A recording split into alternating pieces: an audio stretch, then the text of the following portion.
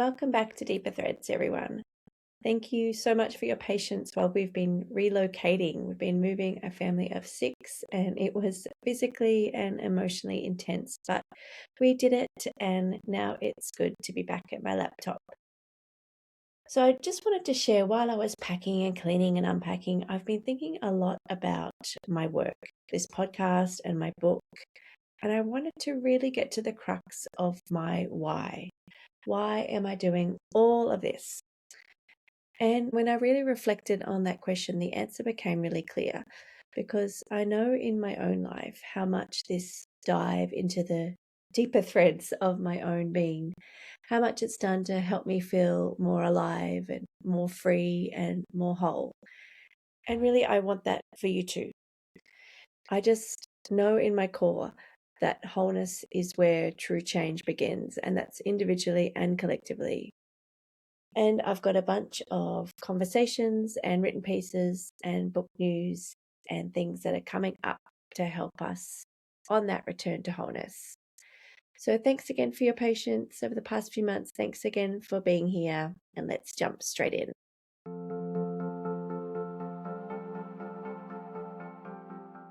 The purpose of life is to have an embodied experience. So you've been gifted this intelligent, self-organizing expression of spirit to do something within this lifetime. And rather than wanting to get out of that, which I had done for years, it's like, how do I fully get into that?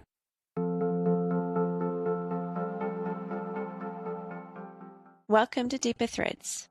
I'm Lara Charles, author of Joy Regardless.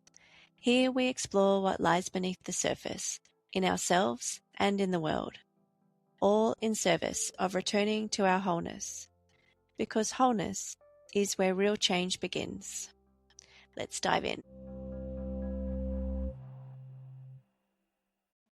For years, I've been opening to the possibility that the body is more than just a bag of flesh and bones. It may be our greatest teacher. And the more I open to that possibility, the more I meet people who don't just speak that truth, they embody it. Today's guest, Mark Moon, is one such teacher.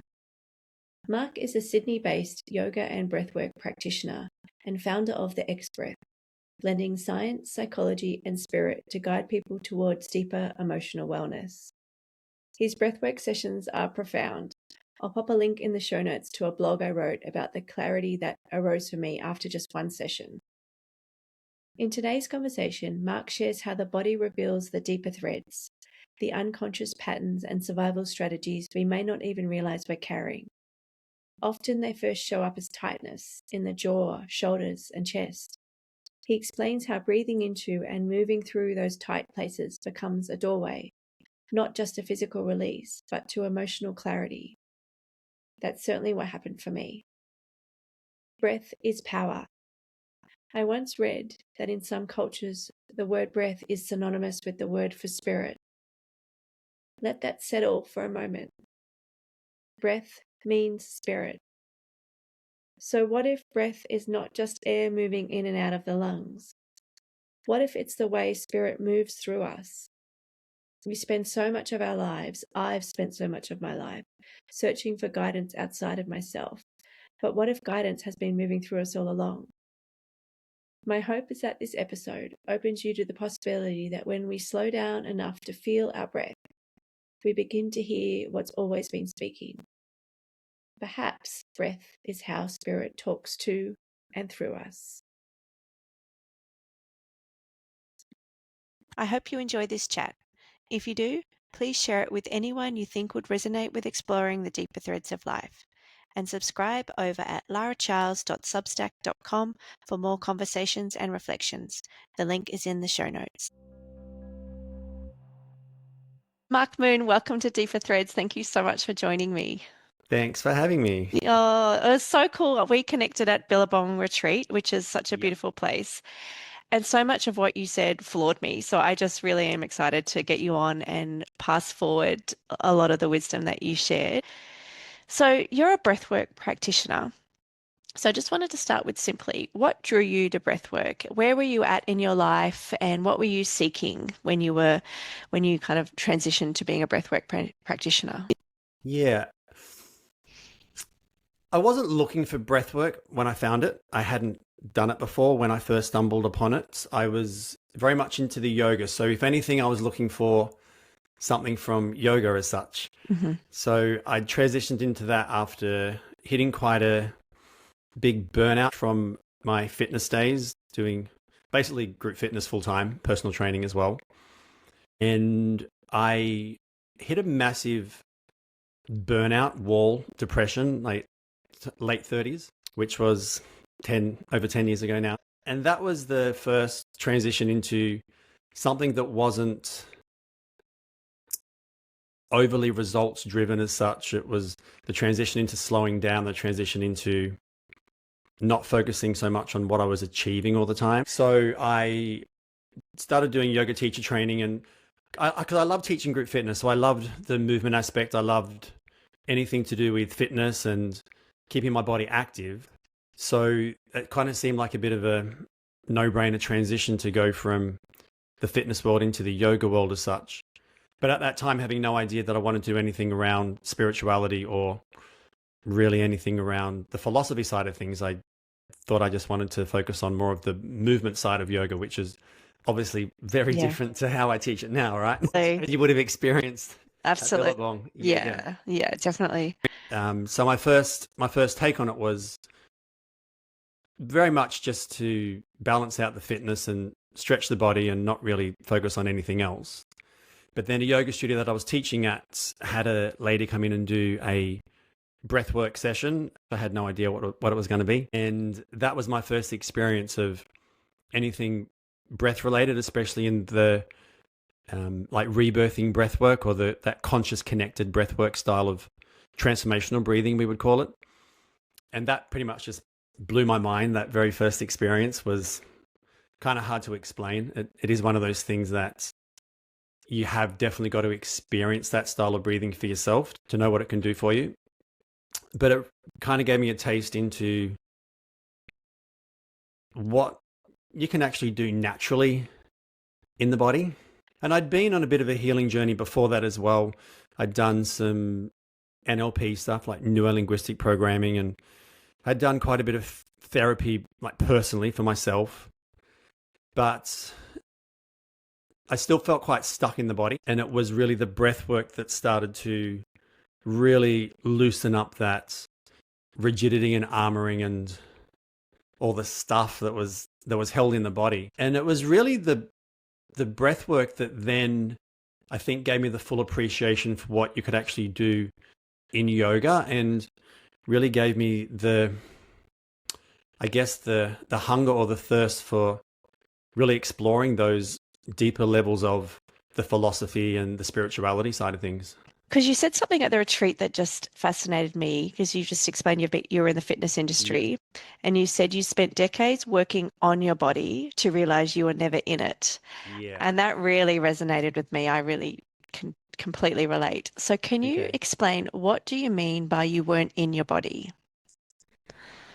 I was all up in the mind. I was all focused on how the body looked. I was focused on how the body performed, I guess, but what I realized from all the breathwork stuff that I wasn't really connected to what the body was feeling, what the body might have been communicating, what sensations in the body were really about. It would be very much focused on what I could do and how good I looked doing it. So if you had any feelings, you would perhaps override them. Yeah, yeah. Yeah. And back in those days would have been quite a typical, you know, numb the body by going out, partying. Yeah. And as a lot of people do in the fitness world, there is that real thing of like, 1 minute you're super, super so-called clean and healthy, and the next minute you're on a 3-day bender. Yeah. I don't think that's you know? just the fitness world. I think that's the world. Yeah. Yeah.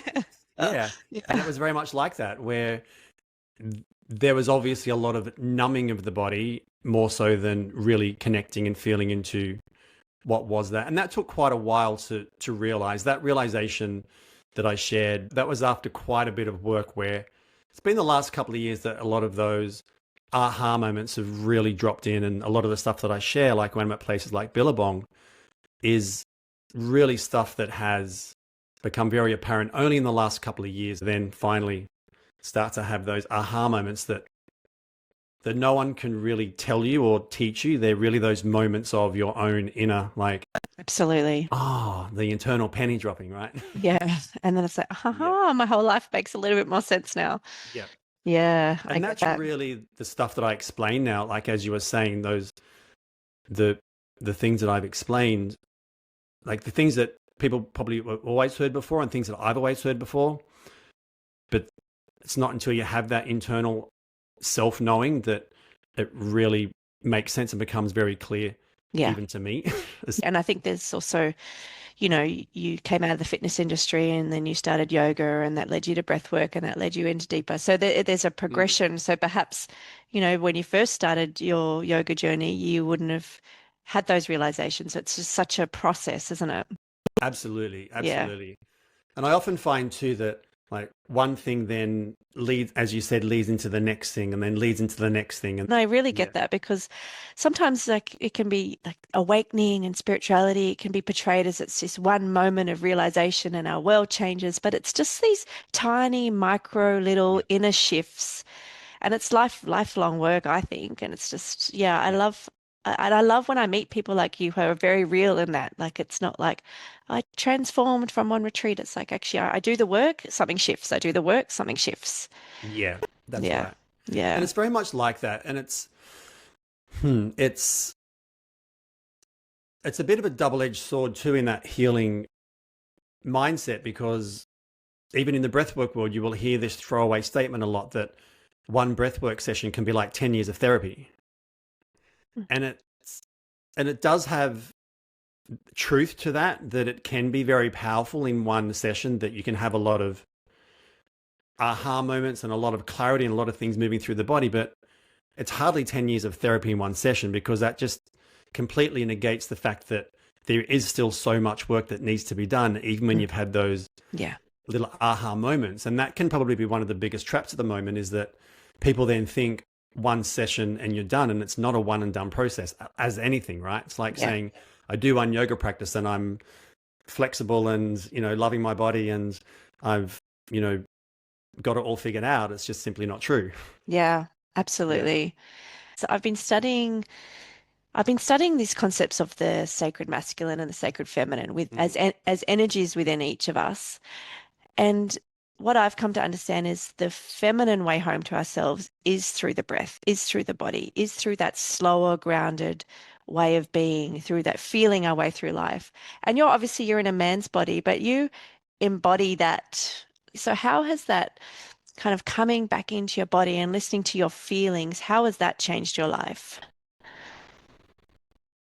It gives me more of an embodied experience. And I think that's kind of knowing if I'm really tuning into what the body is wanting to tell me, or how the body is wanting to communicate with me, or not so much thinking about what I might be doing, but also then listening to how is the body guiding me through that, or where is the body or my intuition, or, without sounding too lofty, like, where is life taking me next? Mm. Because I can be very much a planner and like still very goal driven and oriented in everything, even what I'm doing now. Like, there's obviously things that I still want to achieve in life and Yep. things that I want to do. But then rather than getting fixated on, I want that and it has to be like that, it's like, okay, so there's the direction that I want to go, but I've kind of got no idea how I'm going to get there yet. And can I be okay knowing that the passion for what I do and the purpose of life is actually going to carry me there, and I haven't got to work so hard to get myself there as such, if that makes Yeah. sense. And control it, right? Yeah. Yeah. Yeah. One of the things I've really been practicing recently is being comfortable in the uncertainty of not knowing, but knowing that I will get there. Yeah. Yeah. So what you just kind of described there was one of the things I was going to ask you. For someone listening who, doesn't necessarily want to be a yoga practitioner or a breathwork practitioner, how does becoming more embodied and listening to the body more, how could they expect that to show up in their lives? What shifts could they expect? For me, I think it's that old saying of the path of least resistance. I love that. Yeah, and I'm always having to remind myself of that as well, or always being shown or being reminded of that in things that are going on around me, is that sometimes if something's not working out, then it's actually not what's meant to be. And if I can let go of how I think it should be and be embodied enough to kind of read the signs that the body is telling me, also what life around me is telling me as well. So I often look at things like, or feel things like now. So when I go somewhere, how does my energy levels feel? Do I feel like I'm energized and relaxed? Do I feel like I'm calm? Do I feel like I'm present? Or do I feel like I'm uptight? Do I feel like I'm tired? Do I feel like I'm a little bit on edge? So reading those things rather than trying to force myself into a situation. People that I'm around, the same sort of thing. So when I'm around this person, is it flowing effortlessly? Am I comfortable in their company? Does conversation just happen, or does it feel like it's forced? Is silence comfortable, or do I feel uncomfortable in silence? Like all these things, reading those rather than just thinking, oh, I want to be with that person, or I want that job, or I want to do this. So you're actually using the body. You're actually what you're kind of describing there is you're in life, aren't you? You're not in your mind, you're actually using the senses to be in the world. Yeah, I think it's like the body being the compass rather than this idea of, because it's very easy, all it is for me, to get attached with the mind of what I want. But then I've experienced that being attached to what I want can actually often take me away from what's already there for me. Yeah, beautiful. Yeah. Yeah. Say that again, Mark. That was very powerful. If I'm going to remember exactly what I said, that's kind of come out. It's if I'm attached in the mind to what it is that I think I want, it can often be taking me away from what's actually already there for me, or the potential of what actually could be possible if I wasn't so focused on looking in a certain direction. Yeah. Yeah. Ain't that the truth? For me, I think that's really what that whole sense of being in the body is actually about. And that obviously takes patience and practice and trust and not getting too hung up on things happening at a certain speed. Yeah. Like I'm still, quite high achieving, but still in that process of having to remind myself all the time. Like everything I teach, I'm always practicing myself and telling myself, right? Like when I sit up there and teach those workshops, I'm like reminding myself at the same time, hey buddy, like take this on board for yourself as well. Well, that's exactly why I'm doing this podcast. I think that's why we do anything, right? Right? Exactly. Yeah. Yeah. That is very true. Well, another thing you did say at the retreat, which kind of leads into what you were saying is, and this fascinated me because I have done psychotherapy and a lot of talk therapy. And you said something just so simple, but it was profound. You said, unless we release it from the body, our mind can't release it. And you talked about body psychotherapy and not dismissing talk therapy at all, but as something that we need to do in unison. So what is body psychotherapy? And just if you can expand on that idea of if we can't release it from the body, our mind can't release it. Yeah. So body-based therapies are what we would call a bottom-up approach. So working from the body up to the mind. And then most of the CBT cognitive talk style therapies are what you would call a top-down approach. So working from the mind down into the body. But quite often what can happen is that'll get stuck here and not actually land all the way down in the body because the body's telling a different story. And I know that to be very true for me from going through quite severe depression for a few years. and actually being in rehab for depression and trying to figure out how to fix myself as such through all of the talk therapies, but never feeling like anything really lifted. And when I discovered all the breathwork stuff and then started studying more into what we call the body themes or the soma types, which I think I mentioned those or did a session on those at Billabong. I usually do. Yeah, we might get into that in a sec, actually. Yeah.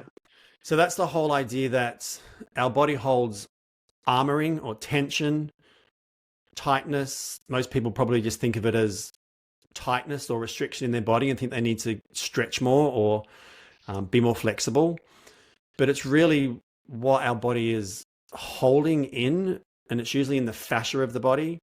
It becomes our developmental structure, our posture, our way of holding ourselves. But it also then determines how energy does or doesn't flow through the body. And where energy gets stuck, it restricts our ability to not just move, but our ability to feel. And so the philosophy behind it is that different armoring points in the body are connected to different emotional restriction or survival strategies, we would call them, is that we think we need to behave or show up in the world to survive. And none of them necessarily being bad or negative as such, because the reason behind it is that the body wants to protect itself or keep itself safe, right? But from my experience, what's stuck in the body is always going to stay stuck until that's released. And the body is sending signals to the mind that's then creating a story around what it believes, what it thinks it needs to do, or the movie that it makes to interpret the world and then interact with the world and the people around them. That makes total sense. Mm. And that kind of, we'll get into the soma types, but that kind of connects to one thing you said to a woman who was at the retreat. And I really resonated with this because this is me. So she had super tight shoulders and she'd just been for a massage. And this is my whole experience. You like the massage kind of releases things for a little while. And then the next day you wake up and the tightness is still there. And you sort of explained that a massage will not release the fascia, and the fascia is where that tension is held. So can you explain to people what is fascia, and is the fascia the part of the body where those perhaps negative patterns or stories or trauma or everything is held? Yeah, so the fascia is basically what holds the body together. So it's the holding mechanism that is interlinked throughout the whole body. It's through the muscles, it's around the muscles, it's around the organs, it links everything together. It's a whole network or structural network throughout the whole body. So the fascia will hold memory and information. That's why when you're working with, say, the chakra system or the meridian system, the nadis as such, you're working in that energetical component of the body. So the fascia has an electrical charge to it. So massage or soft tissue release will temporarily relieve something. So you can definitely have a massage and feel better for, a day or a week. You can definitely do techniques where you can release to a certain point. But the reason that things keep coming back is because there is usually a emotional armoring or locking in the body that goes way beyond just having a little bit of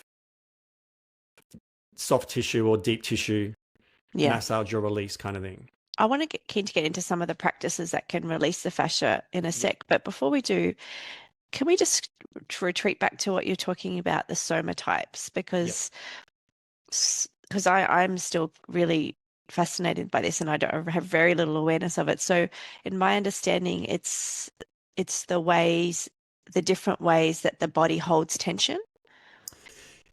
Yeah, it's looking at the way that our body will structure itself based on our conditioning years. There's different themes and there's a few different names for them. And over the years, they've been adapted and changed and modified depending on who's kind of studied the philosophy and what additions they've made and what's sort of been updated. The very original typings of these can be quite pathologizing. So if you look at the way these were originally done, they did seem quite like negative and judgmental as such, I guess. A lot of the modern take on that has really softened it. But the whole idea is that we will have a dominant survival strategy and a subdominant, but we'll also have elements of all these other ones as well that make up the holistic unit of a human being, which are if you look, there's different models you can look at as well, but one of the models is what they call the theme of connection, attunement, trust, autonomy, and intimacy. And so if you look at, say, our developmental years from being in the womb to 7 or 8 years old, and then also into puberty, you will see those patterns or those structures coming online as we go through developmental stages. So really the first one being connection, which is in the womb, the first couple of years of age. And it's really around how you connect with or what's happening in the relationship with you and your initial caregivers, what's happening in the relationship or the environment between your caregivers or the family unit that you're around. Your ability to then be able to connect with those that are closest to you. And it can quite often be around the armoring of the eyes and the forehead. So looking at the eyes, basically. And they say the eyes are the window to the soul, right? So, babies do a lot of their communicating or a lot of their absorbing of the internal environment through the eyes. And then if you move into the theme of attunement, it's around having our needs met, especially in the early years. So whether you were breastfed or not, whether your needs were met as a baby, whether you were nurtured when you needed something, were you held when you were crying, or were you left to just cry it out? Or what did you believe about having your needs met when you needed them to be met by somebody else? Sure. And where does that manifest typically in the body? So that can often be what they would call the oral theme, so around the jaw. So being able to have your needs met nutritionally, but also being able to communicate clearly, being able to ask, being able to set boundaries, and being able to attune to your environment and those around you. And that can often then determine whether somebody is more codependent or hyperdependent, whether they have the ability to relate with others, whether they can attune to the environment, whether they become people pleasers, whether they become very isolated, whether they think that they're not going to have what they need to survive. Yeah, and it'll all start to play out in how you then continue to live your life as an adult as well. And until we become, it's one of those things that once you've seen it, you can't unsee it. But until you see it, it's running the show on the unconscious, subconscious level. Yeah. As with anything, right? Absolutely. Yeah, absolutely. Okay, so we've gone through 2, connection, attunement. Yep, and then trust. Trust is the third. Yep. So these are kind of core wounds is another way potentially to. Yeah. Okay. So let's dive into the trust one, and where would that manifest? What does that look like? Yeah. So trust is around, and it's interesting when people often talk about safety, which is it's a big theme in especially the healing arts world at the moment. And a lot of people, technically, we actually are in a safe environment, or we are safe with the people that we're around. But what we actually lack is trust, being able to completely trust the environment, or being able to trust the person that you're with, or being able to trust what's actually happening. So trust is around being able to let go of control, not having to have all the power. So you'll often see this can often be very much around the upper body, like the chest and the shoulders. So in guys, quite often can then be quite big in the upper body, but not a lot of energy down in the legs. Same as females as well. It can be an upper body holding or an upper body energy to be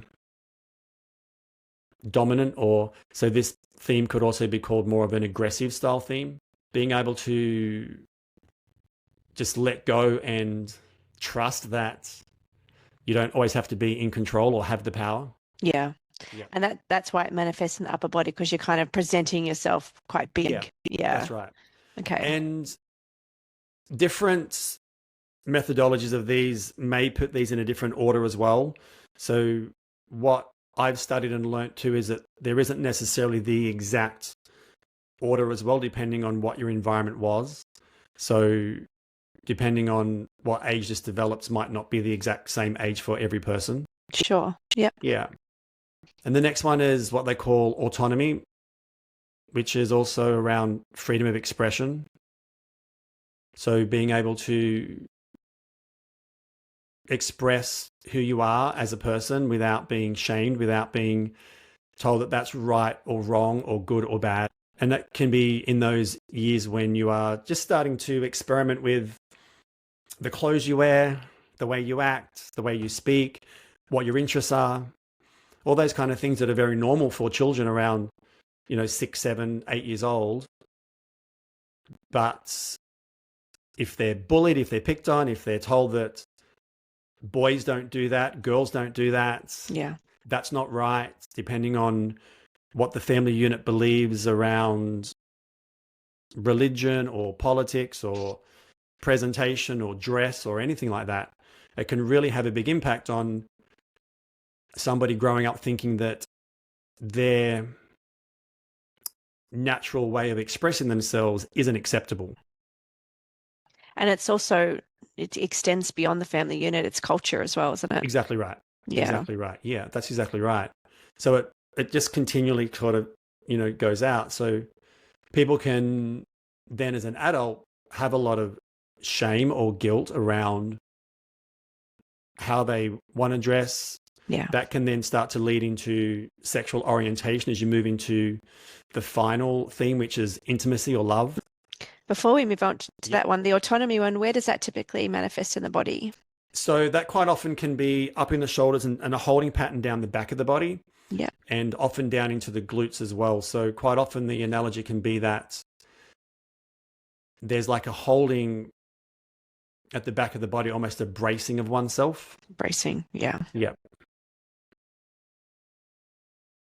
And there will often be like combinations as well. So it's really hard to sort of be like, it's just this spot and that's it. Like it's always a bit of and that's why these themes, I think, have gotten a lot looser and a lot softer over the years compared to being sort of a bit more rigid and pathologizing when they were first developed years and years ago, because there is a nuanced combination of what makes up anybody's characterology or personality as such. And so when people are sort of listening to them, there will be a dominant theme and a subdominant theme, but there'll also be nuances. And the whole idea is, and from my experience with it, is that it's not to say that you're that type and that's what you need to fix.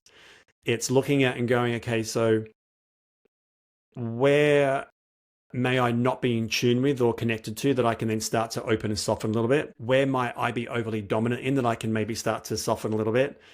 And be able to look at how I can be able to incorporate all these aspects which would make up the holistic unit of a human being, so that I can connect more, be more attuned to my environment and my needs. I can trust more. I do have self-autonomy. And then I am able to move into the last one more openly, which is intimacy, love. So the love, let's get into that. And before we do, I just wanted to touch on something you were just saying then, is even though you're absolutely right, we can't kind of box ourselves. But for me, who is someone who is, likes to really think things through, what I have found is quite often these things are a way in. Like we might connect with one of them and it's a way in, and we start to kind of heal because we're like, oh, that actually really resonated with me. And then that's just the first veil, and then there's another veil. So even though absolutely we don't fit into a box, the boxes are also openings as well. Absolutely right. Yeah. Absolutely right. Yeah. Yeah. Because what it does is it gives you a glimpse into a way of interpreting and a way of self-assessing or self-inquiring into what's alive for you, and then what you're disconnected from, and then how you can start to, and that will then open another door and another box and Exactly. go into something else and something else again. Yeah, because if you're someone that's got, chronic headaches around the eyes, you might think, oh, that could be my way in. Or if you always got Yep. tight shoulders, which is how we are. Like we've always got a part of the body that niggles. So That's right. that's what I love about this work that you present, is because they're ways into understanding ourselves. Yes, exactly Yeah. right. So the love is the fifth sort of wound Yeah. / opening. Yeah. So intimacy, love, and it's used to be called more of a rigid body theme, which can be arming, especially around the heart, but also in the pelvis as well. And it can quite often be what they would describe as a disconnection between, say, the heart and the genitals or the pelvis, or the inability to connect the two together. That can quite often show up in people that might be scared of true intimacy or really being seen, or vulnerability. This pattern, this is actually my dominant theme. Yeah. It can be very much the perfectionist, the achiever type, which is actually quite common. And like we can get a lot of stuff done at a pretty high functioning level as well. Like most people would look at this theme and think that they've got it all together as such, because this is kind of developed at a later stage of that development or into puberty. But it can be a child that learnt that they had to perform to a certain way or achieve a certain level to be accepted, or to be told that, that was good, or that was their way of earning love or acceptance, was to perform really well. I think that's so many in our culture. Yep. Yeah, that is a cultural phenomenon. Absolutely.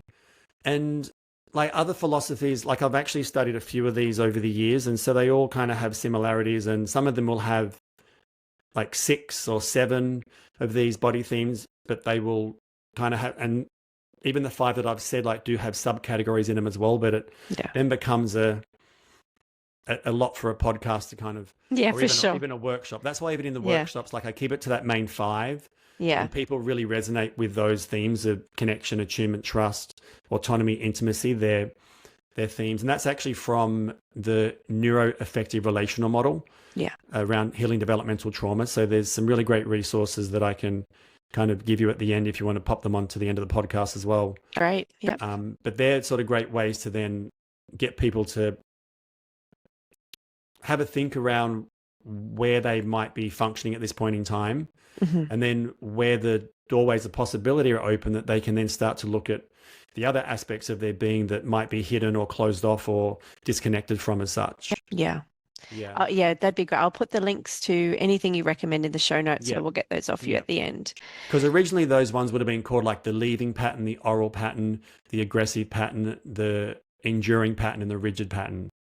So the newer names they're more of a body-based theming rather than a pathology. Yeah. And they're also indicators of possibility, like that's right. Love and trust. They're all things, connection, they're all things we crave as humans. That's exactly right. So what, if I can just get this clear in my head. So what I'm coming to hear is, because I'm going through this process of re-embodying.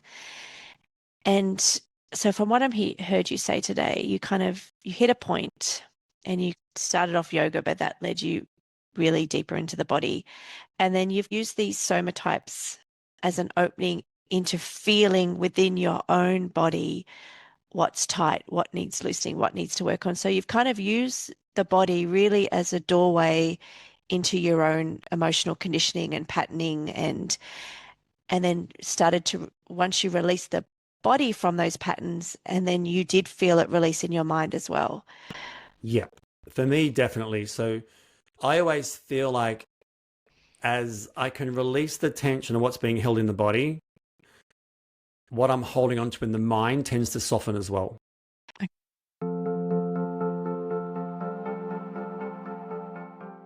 Joy Regardless is out now. It's my raw, honest memoir about rediscovering the wholeness that's been hidden in our hearts all along, described as a must-read for any soul searcher. It's available on Amazon and in selected bookstores, and the link is in the show notes. That's actually really powerful for, the world, Because Yeah. if we relearn how to feel, I mean, there's a scene in my book where I had this realization that I'd forgotten how to feel. Okay. I just was like, soldier on, go, go, go, go, go, go, go. So this feeling ourselves and feeling our body, I don't want to go into all the political and patriarchal reasons why it's been suppressed, but it has Yeah. been suppressed out of our culture to be able Yeah. to be in our bodies and feel. But it is also the doorway home to ourselves. Absolutely. Absolutely. Yeah. And I also think too, well, coming from the fitness world, I know firsthand that there is this whole idea that the more we do and the more we achieve and the busier that we are, then the better we are or the more successful we are, the more we've got all our stuff together, right? But quite often I've experienced this and I notice it in a lot of other people as well without judging them, is that a lot of people that are always doing things all the time are actually just numbing or running away from actually sitting with and being still and processing what they're really moving through. Yeah. That's so true. It's just, I mean, it's so true because I know it for myself as well. Yeah. I wasn't in the fitness world, but I was doing it through my achievements, just running to Yep. the next bigger thing, next bigger thing, next bigger Yep. thing. But just to stop and feel, that was so foreign. Absolutely right. Yeah. And then usually when people do stop and they start to feel something, that's when they'll want to go on a shopping spree or Yeah. go out and have a bender or Yeah. go and eat heaps of food or whatever, Yeah. because that's just the constant looking for something externally to fix something in here that they're completely disconnected from. Absolutely. Yeah. There's a whole chapter in my book called Distraction. It's all about distraction. Yeah. So you've written the book on it, literally. It's so, and it's, you speak to it so beautifully. And I just really feel that this is so many of us when we're raised in this Western colonized culture that is detached from the feminine within. Yeah. So yeah, this is why I love this project, because sometimes like we can hear things, but it's just when someone says it, it's like, bam, I get it now. So it's, I love all these people, different people saying it different ways. Absolutely. So I'm sure there's people here that are like, yeah, I actually get it. I get it. What about before really want to get into some of the practices in a second, but before we do, what about the people, and I'm sure you've been a practitioner for many years now, that where the body has actually betrayed them either through trauma or illness. So how do you kind of soften that opening as the body as being a doorway home when it has experienced trauma? Yeah, it's a good question. And it's actually something that I've had to experience a bit myself. So I do have, I don't know if I mentioned this when I was at Billabong, a inflammatory bowel disease, Okay. ulcerative colitis, which has, been there quite a bit the last couple of years. I was first diagnosed with it about 2 or so years ago. So I've been on a bit of a journey with that myself. Yeah. And me too. Yeah. Through cancer. Yeah. Yeah, that's right. And so for me, it's got a couple of parts to it. It's doing the nurturing processes. It's obviously looking after the body better than I did before. There was still a mindset that was not so nurturing to the body. It was a bit self-sabotaging. So I think for me, it is that softening, like talking to the body, so on the days when my stomach is okay, I put the left hand over my navel and just be like, we did really good today. Oh, that's lovely. Yeah. Good job. Yeah. You did well. Yeah. So befriending your body. Absolutely. Rather than being like, this whole like, didn't get through the day or couldn't do this or this is happening or whatever, which I was doing for a little while. Like I was getting very frustrated with what was happening in the body. And it was very confusing because I'm thinking, why should that happen? Because I've always been quite healthy and looked after myself. But if the truth to be told, like I've actually always smashed my body as well and never had the best relationship with it, where even though I might have been in great shape, I wasn't overly nurturing to it. Mm-hmm. So I've really had to reframe how I nurture my body from the point of real empathy, care and compassion and self-love, not looking a certain way or performing a certain way or achieving a certain physical output kind of thing. Yeah. Yeah. So it's instead of seeing it as a machine, it's more of a Yeah, it's our chance to be here, right? It's a friend, and yeah. absolutely. That's what I say, right? And so what I've come to understand and what I always say now is that the body is the divine expression of spirit. And that's not something that I heard or read anywhere. That was just a moment of clarity that come to me, because a lot of the stuff I had studied was about the body being this meat sack kind of thing, and it doesn't really have a spiritual place. I completely disagree with that, and I may be completely wrong on that, because all I'm teaching from now is my truth and my understanding with that. But like my teaching at this point in time is that the body is the divine expression of spirit. Like it is a gift that you've been given to fully experience life. And the tantric philosophy will say that the purpose of life is to have an embodied experience. So you've been gifted this intelligent, self-organizing expression of spirit to do something within this lifetime. And rather than wanting to get out of that, which I had done for years, it's like, how do I fully get into that? Like, and I'm still learning. Like, I don't have it all figured out. Yeah. Absolutely not. But a lot of what I'm teaching now is the moments where I've gone, hang on a minute, like, is that teaching actually true for me? Yeah, I love this. Yeah. And a lot of the time, the answer has been no. Even with a lot of the yoga stuff, like, it was a couple of years back where I just sat there and thought, I'm teaching things the way that some other teachers taught me to teach it. That's not my truth. Stop. And it completely changed the way that I then continued. So the way that I teach yoga now, people often ask, like, where did you train? And I'm just like, kind of a bit of this, a bit of this, a bit of this, a bit of that. And then a lot of me going, what's actually true in my body? Yeah. Yeah.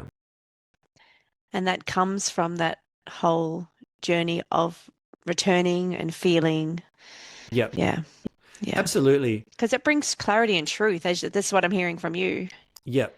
Yeah. It has for me, absolutely, when there's those moments where I'm just like, and truthfully, maybe that might change in another 5 or 10 years' time when I have another moment of clarity and truth. But I think in those times in the middle, what I had experienced and what I've seen a lot of other people is that they're trying to live from what somebody's told them that it should be, or what they've read in a book around how life should be, and not really living from what is their deepest truth at that point in time. And that doesn't have to stay the same way forever either. That can change in 10 years' time, because we will constantly evolve and change as we go through the different phases of our life.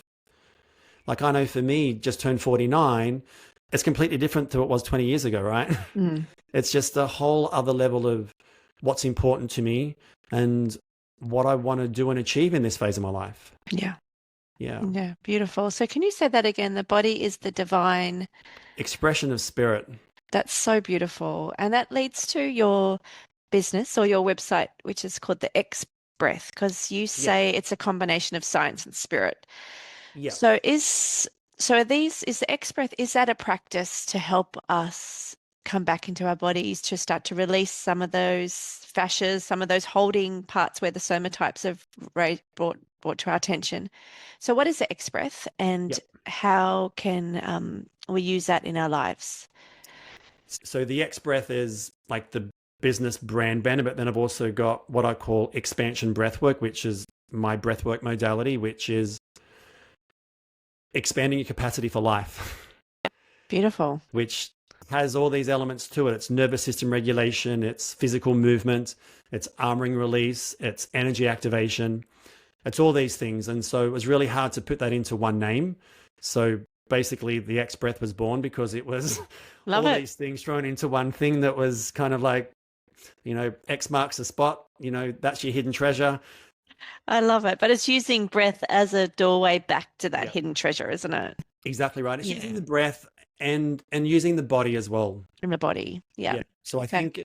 I think it's really important for me to be using the breath and the body combined and not just focusing on one or the other, which is why I love all the bioenergetics, which is the armoring exercises that I did with you guys there as well, where we kind of lean back, fold forward, and do those things where you are breathing. And that was actually what also, that and the breath work is really what changed the way that I teach yoga, because a lot of modern day yoga can be very fast and very almost like a calisthenics class, which is great because it's really important to move the body, and I still love to exercise.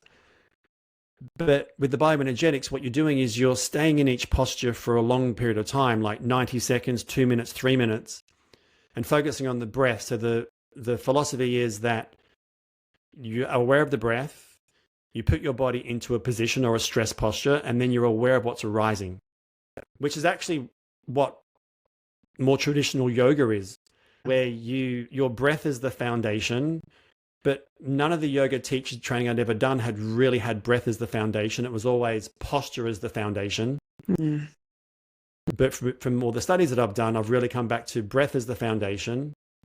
Then you put your body through different postures while you are breathing to open you physically, energetically, emotionally. And when you say what's arising.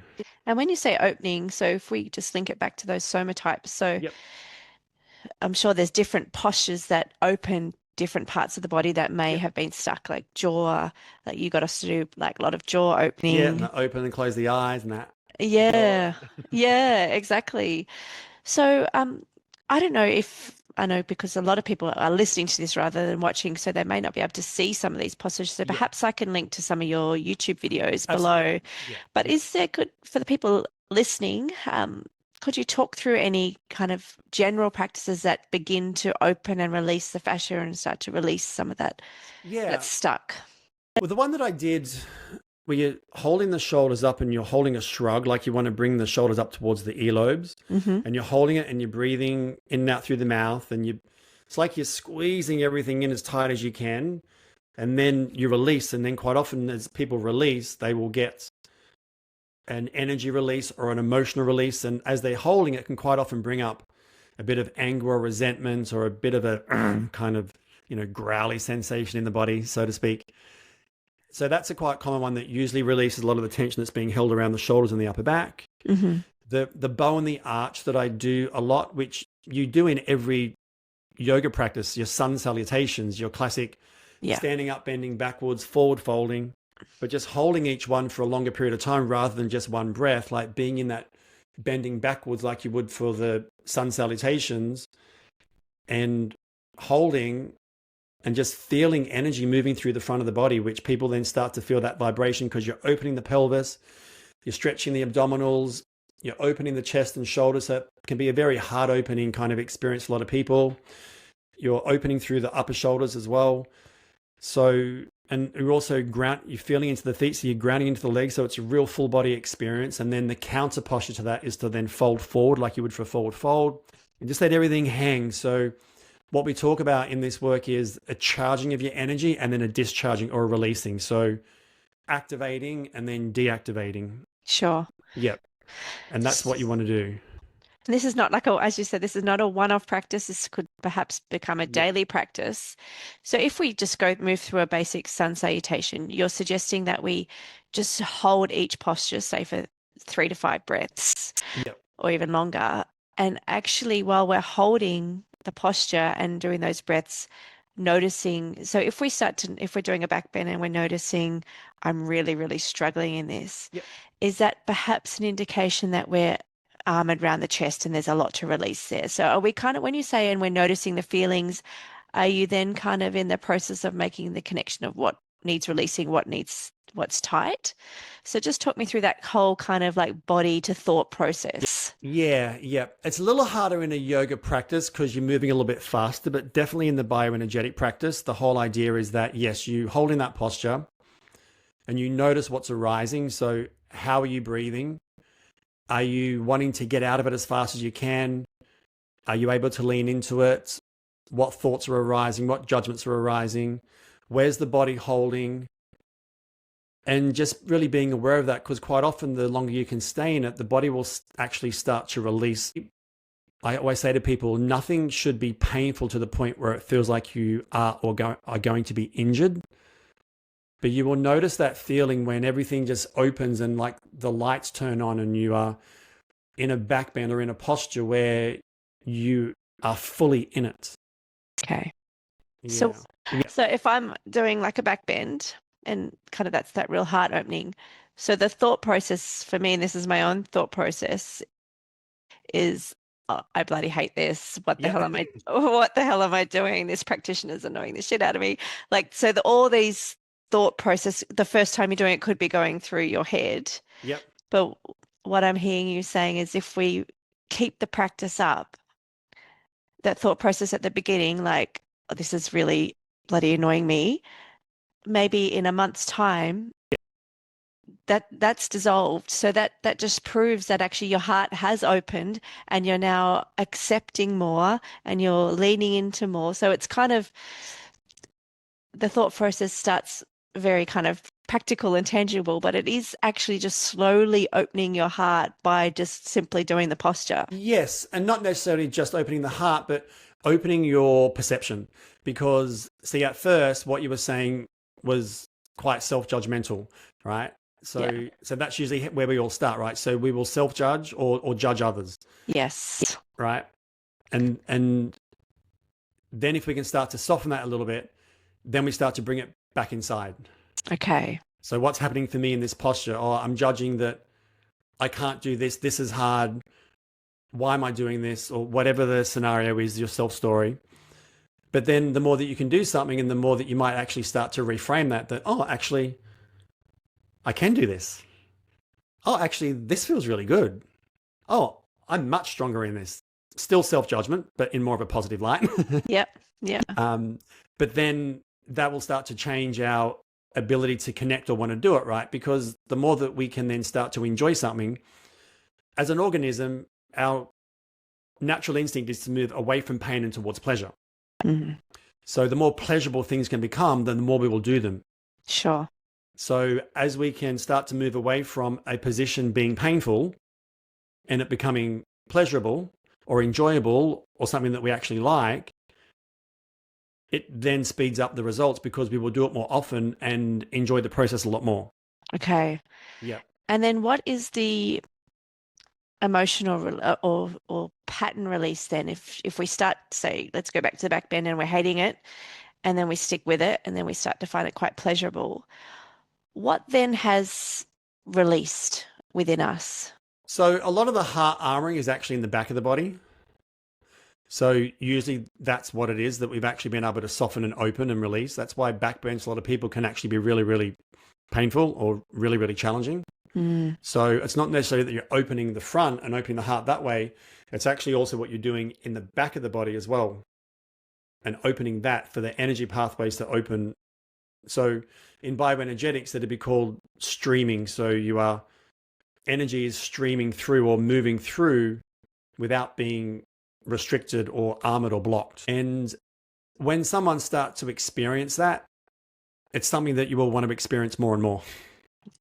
Yeah, and that's definitely been my experience of it as well. It's that whole thing where even in breathwork processes now where they're quite deep and very, seemingly out there for some people as such, because a lot of the armoring and emotional release has been cleared. And I always say to people, when that happens, that's not the time to stop. That's actually the time to keep going deeper, because the more you clear, the clearer you keep getting, the more open you are to access more possibility. Mm. And the same thing will happen in the body. And then perhaps you might notice things like, oh, I used to get annoyed at that, but I've let that go now. So is that the kind of the subtle shifts that start to show up in your life? Exactly right. You will have more energy for starters, and you won't be as bothered by stuff that's happening around you. So you then have more patience, you have more compassion, you have more clarity, you have better communication skills, you have better listening skills, all of these things, because you're not so caught up or not so distracted by your own experience.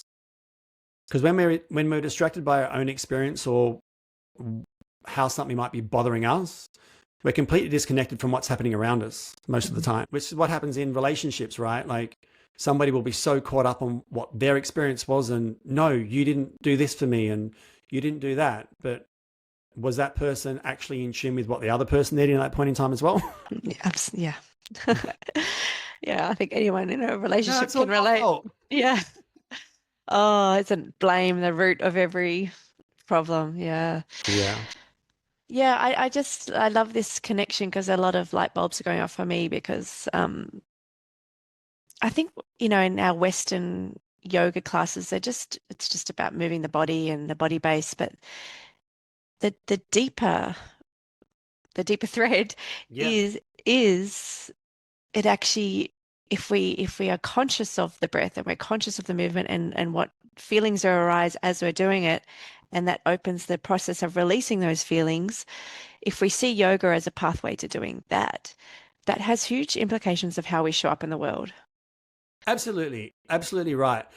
And that's one of the reasons why I teach it from a very plain, I guess, vocabulary as such, because I try to just use language and ways of explaining that anybody would understand it. You haven't got to understand any of the spirituality concept. It's just feeling into the body, noticing how you're breathing, how is the breath arising within, what thoughts are arising, what judgments are arising, what are you aware of, and can you be in that? Because, and you've probably heard this before, like the mat really can be the mirror reflecting yourself back to you. And how you're showing up on your yoga mat there's a pretty good chance that's how you're showing up in everyday life. Mm. What's that saying? Like the way we do one thing is the way we do most things. Yeah. Yeah, absolutely. Yes, so great, Mark. So my final question for you is, as the podcast is called Deeper Threads, so if you think about the thread of your whole life, is there something that's connected at all that you want to bring out to the light? So it's something that is true for you that might just bring some clarity, or think of it maybe as some final parting words. I think that there is a deeper thread as such that whether we realize that or not, life is definitely taking us somewhere. So for me, the deeper thread has been that everything that's happened to me or everything that I've done up until this point in time has absolutely been there for a specific reason and purpose. Mm-hmm.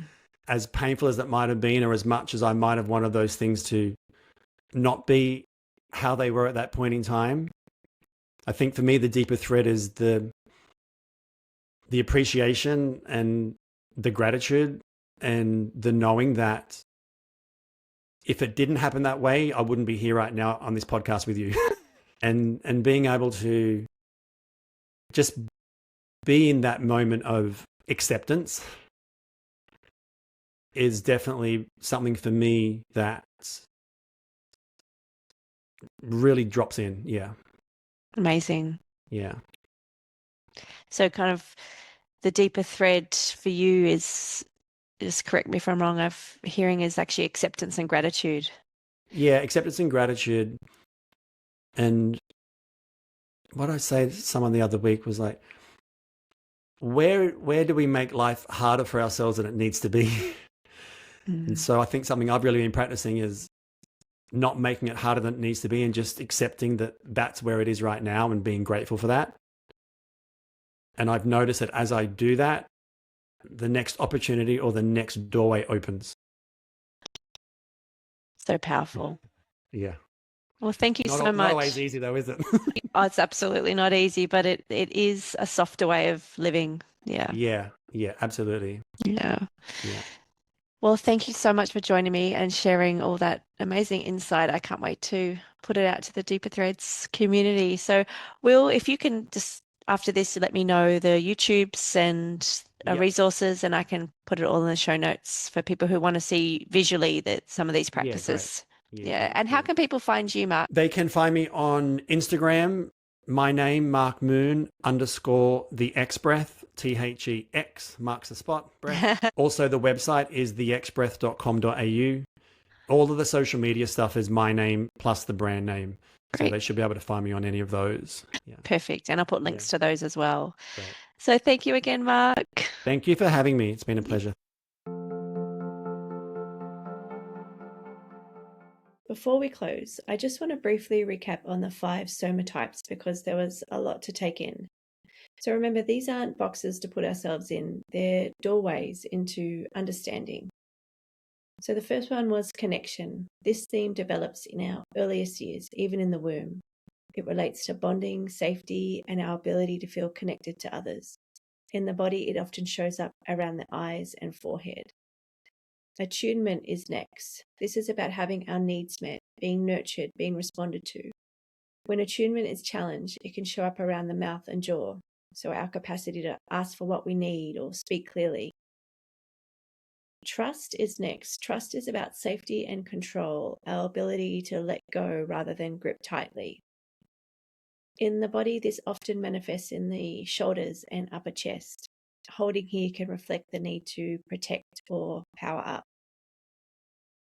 Autonomy is next, and that develops when we begin expressing who we are, our preferences, creativity, and individuality. When that expression is shamed or suppressed, it can show up as tension in the back of the body and in the glutes, almost like a bracing. And the final theme is intimacy, our capacity for vulnerability, love, and embodied connection. This can show up as armoring around the heart and pelvis, and sometimes as a disconnect between the two. It's often linked to performance, perfectionism, or a sense that we must achieve to be loved. So again, these are not labels, they're invitations. So if something resonated and if you notice chronic tension in one of these areas, it might not just be physical. It might be your body gently pointing you towards a deeper thread. And what I loved about this episode is how Mark revealed how the body doesn't just hold the pattern, it also holds the pathway to release it. So thank you, Mark, for joining me and for opening us to the power and wisdom that resides within our own bodies, and for reminding us that breath is a pathway to softening and to hearing. And maybe, just maybe, when we learn to hear the wisdom of the body, we are also hearing the wisdom of spirit. All right, friends, until next time, thanks for listening.